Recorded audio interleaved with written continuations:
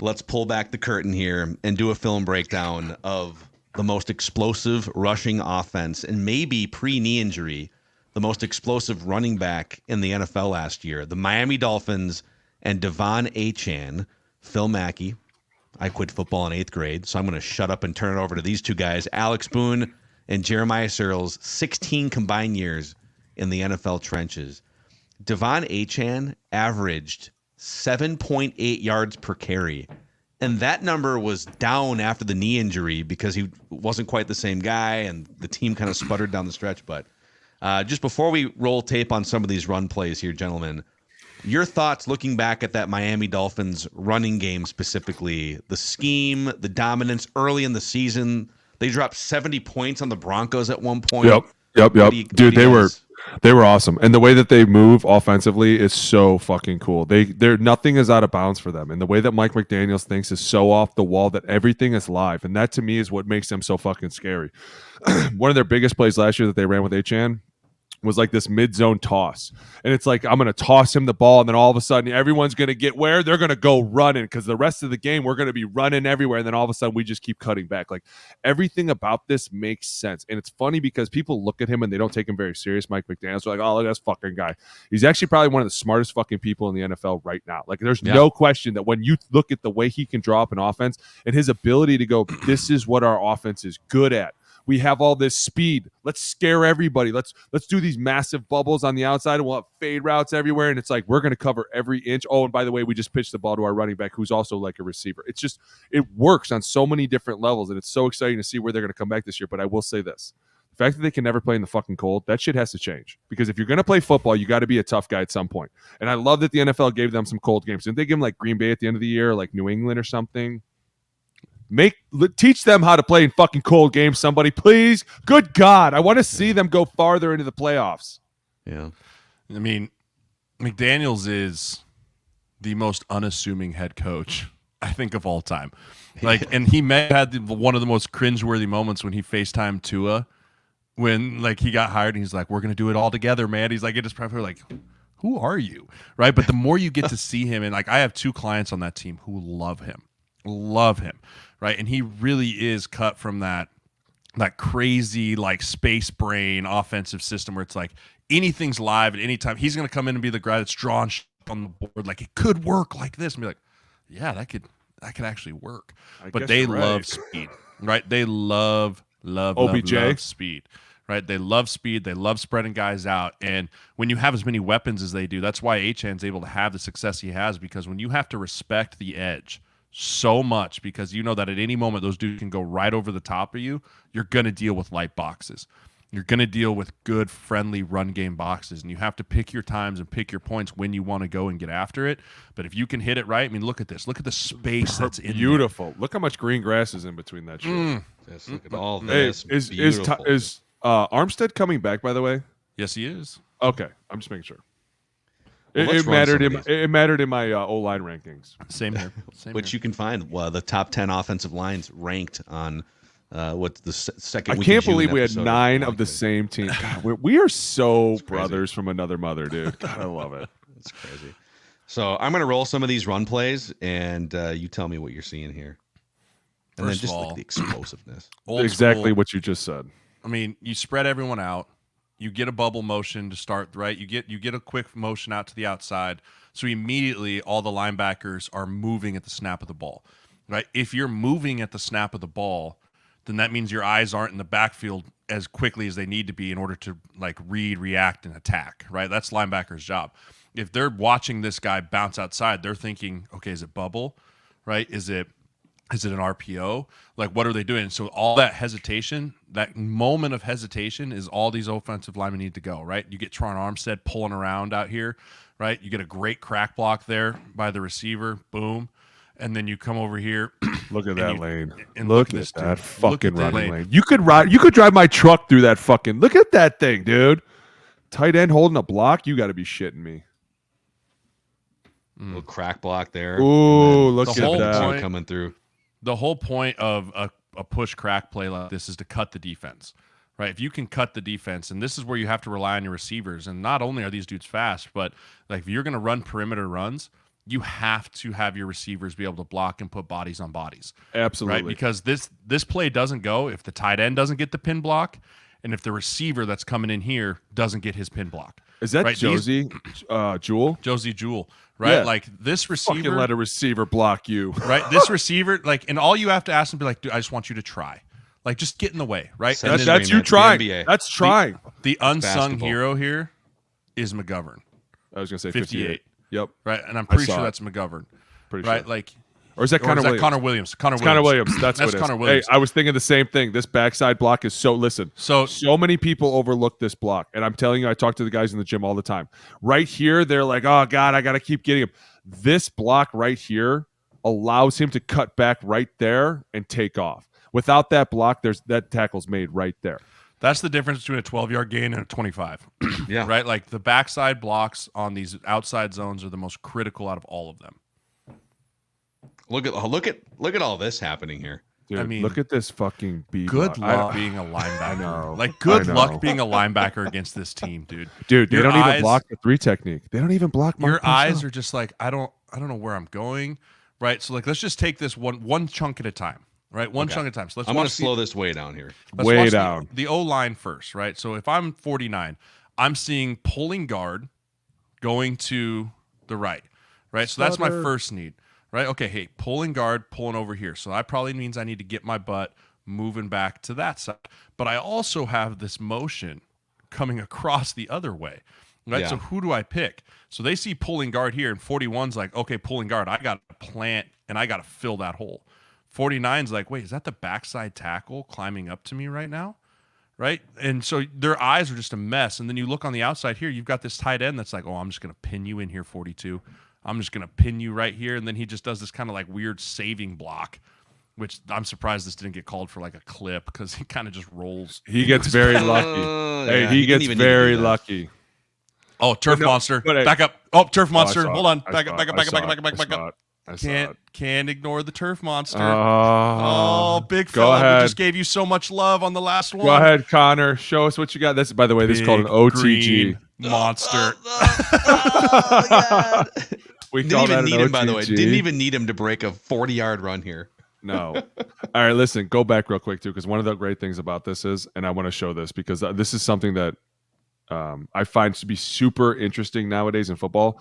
This is a fake stutter reverse, and exactly what Jay said. You have the guard pulling. We're instantly thinking stutter because it's the weak side. We have this motion going across, so there's already a little bit of a hezzy. But notice how they have Tua now faking this in this spin out that nobody can ever really see where the ball is. Like there's always these mesh points that are kind of being convoluted and kind of fucked up right here, and then he's going to do this quick spin.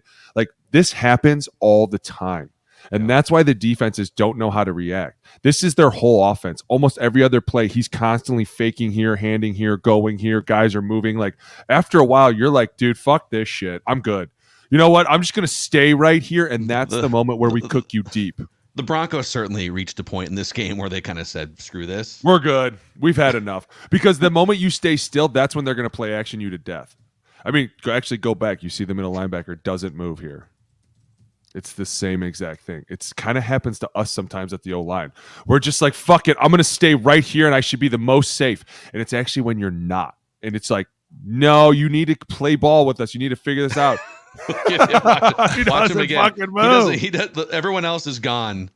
And he's just sitting here. Look at He's this. guessing. I've Everyone's seen guessing. this happen. I've seen this He's happen still to there. defenses because this is He's kind of still how there. Yes. This is kind of how we started playing with Cap and all them. And defenses would be like, if I just stay here, I can't be wrong. And they're like, that's actually the worst thing you can do. You being out of position could sometimes save you, but if you don't move, you've gained no ground. And now you're really fucked because we're running wide zone to the left. Yeah, I have no idea what this linebacker's looking It's at. hilarious. Like everyone's moving left, and he's like, I know what I'll do. I'll move. I'm not buying any of this other bullshit. way. He Yeah. thought it was a waggle. He thought it was a fucking waggle. He I thought this tight end guarantee was you. going to come back across and run out in protection. And he's like, oh, God. Just brutal. But, dude, this dude, I think he ran sub 4.4 at the combine, right? Like, Third you round talk about pick. just New team, thank God. speed. Like, this team has just built to take the top off at any time. It's incredible. Look at this. Here he goes again. The camera can't Go even back. comprehend. You know what it is? I figured it out right here. Go back. It's the spacing. They're so good at their timing on their motions and their shifts and their reverses and their handoffs. Watch this. It's never like Tua is trying too hard to do anything. He's always just kind of like, I'll go this and I'll kind of flip this, and nobody still knows what's going on. Once again, middle linebacker hasn't really gone anywhere. If anything, we've gone the wrong way. I mean, look at they're great at Milano's a Pro Bowl linebacker, right? Number 58 for the Bills. He's fantastic. And he just buys, such a great job by Tua here of handing the ball off, and then watch the way he carries out this fake, right? Gets the ball, and then look at this, just sticks his arm out there, right? And then thinks about it, and then Milano right there realizes, oh, God, that's not my guy. Right? And again, Teron Armstead, watch the left tackle here. He's the big-time block on this play. So many times, young O-linemen specifically, they think, man, if I can't get this guy reached or I can't get him cut off, then the block's dead. But no. You just got to get on these dudes and just run with them, right? Like right here, that's a fast guy. Teron Armstead knows he's not going to get on his outside, but I just need to stick to this dude, push him, and then I'll let that really athletic back make me right. Yeah. Right? Like I'm going to let him make me right and then go through. Who is that with the pancake block out there? Dude, go back. It's roll it back. Go back. Is that Waddle? Dude, look at Teron Armstead. Let's pause it. Who's this receiver? Look at the difference in size on these. Not him. It's the next guy. I think that's Waddle. Is that I think Waddle? it's at 17. Anyways, Teron Armstead running out here like a fucking deer at 330 pounds. Like it's no big fucking deal as well. Dang. And Jay's right. If you guys want to run outside zone, or if you want to run perimeter runs, the most important thing is that you have receivers that know the situation and they don't fuck up. Because sometimes, and a lot of times in perimeter runs, they take one to get one. And so all of a sudden they know it's man coverage. They're like, fuck it, I'll go run up on the safety because I'm going to drag the corner with me. Like they're smart. They understand situations. Cover two. If I take off, this dude's just going to sit here and make the play. So I got to block him instead. Like that's what separates really, really good teams from fucking good teams. And this is, again, like being creative on a simple play. Like this is just simple outside zone. Right, like in forever and always, go back to the top, Mac. Like forever and always, if you're a defense and you're playing like, hey, they're an outside zone team. Well, in historically speaking, like, okay, 73 is going to reach the D end, the guard's going to reach the tackle, 51 or 81 is going to go through and pin 43. Right, like that's how you draw it up on the card. Like, hey, they're outside zone. But then to just throw a random wrinkle in here where it's like, hey, you pin the edge, and then you 81 climb through. Pins him. Right, you pin and climb. You just do an exchange. Right, it's just different. It just looks different to the safeties. Like it looks different to the safeties. It looks different to the linebackers. How about we get the edge? We're going to get the edge for sure. We collapse the edge, and then you got your really athletic tackles be able to get out there and be like, all right, here we go. Now we're off and running. And again, you don't have to reach them. Just run them. Run them and let your back make you right. Dude, this is a phenomenal wrinkle, and I love this because it is a great changeup. Like Jay said, and at the same time, you're guaranteed to get the edge here. How many times on wide zone do these have to cut back? This is one where they're like, listen, this is a great changeup. The defensive end won't see it coming. We know our tackles can run on our linebackers. We'll for sure get out here. And once you get out here in space with these guys, they are very fucking scary. Dude, they are elusive as shit. And then, dumb observation here. So watch 58 here for Buffalo. So 74 for Miami doesn't even really put a hand on him, but it's this interaction right here. But 58 is just trying to like look around a gigantic body here, right? You just have to cover him up down the field. He's got hands on him there, but he's trying to figure out how do I get around 74? Where's 28? And now he just takes himself out of the play. I think he's trying to play safety for a second, and then all of a sudden he's like, oh God, what did I do? And now we're really fucked. Dude, it's fun to watch them just because there is so much misdirection and there's so many timing and alignments and assignments that if they go wrong, the play is fucked. But they get it right, and it just shows you the level of detail that this team has. And that's why I say Mike McDaniels is so underrated, because in order to have everybody in the right position, even for this, that's my whole fucking point. Nobody missed a beat.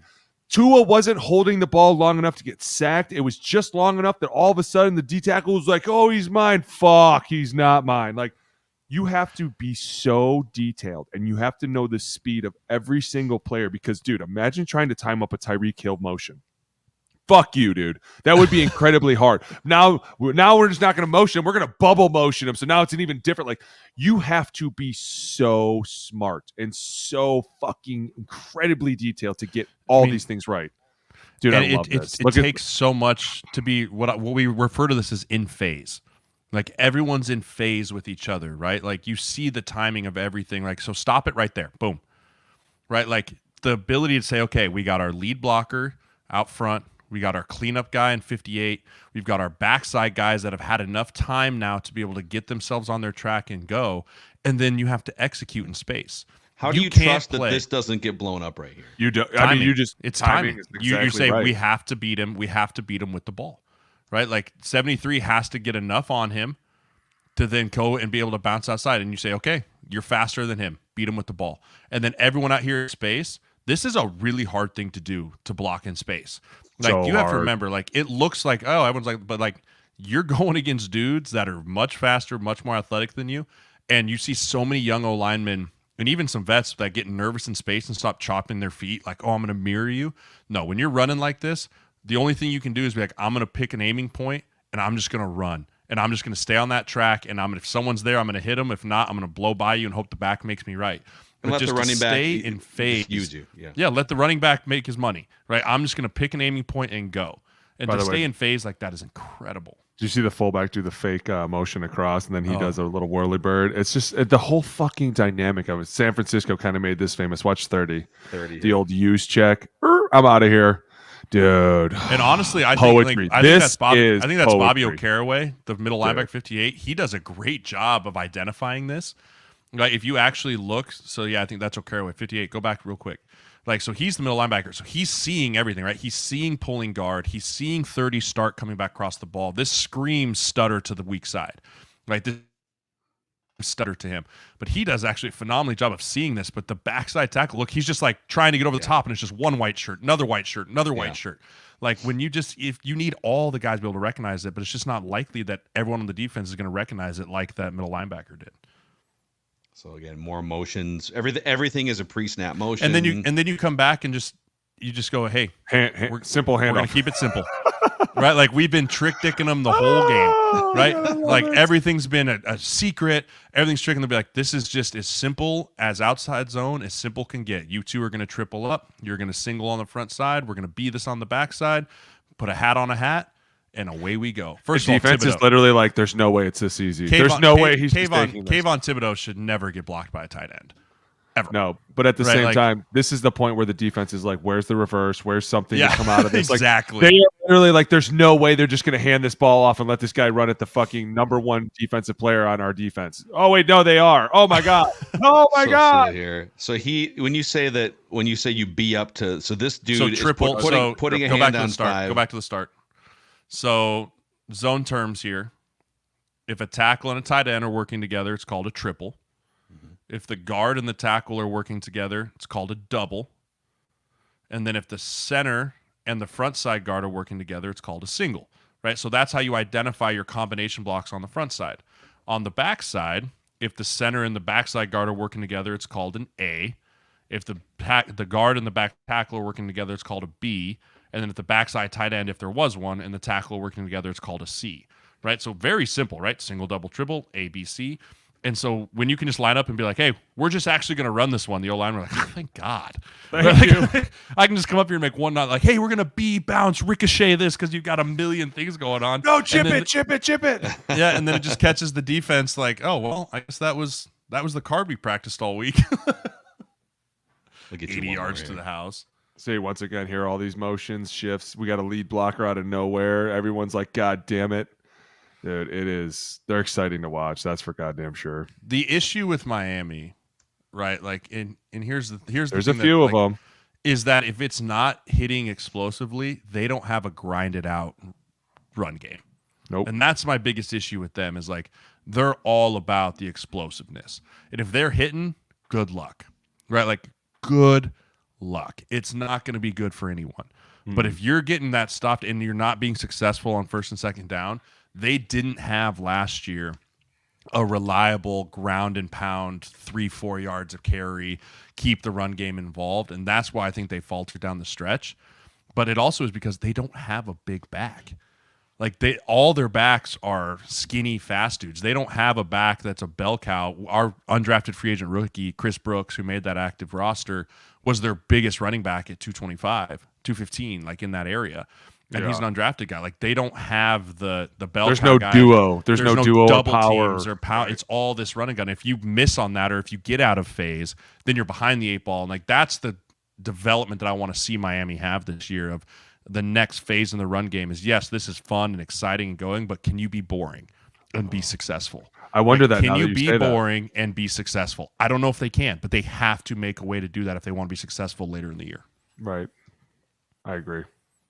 Great stuff, dudes. I mean, Miami, super fun to watch in September, October, first part of November. Can you gotta figure it out? So we can watch. It's been a long time since we've had like fun Dolphins games in January. Go back to the Dan Marino days. Oh, Dan Marino.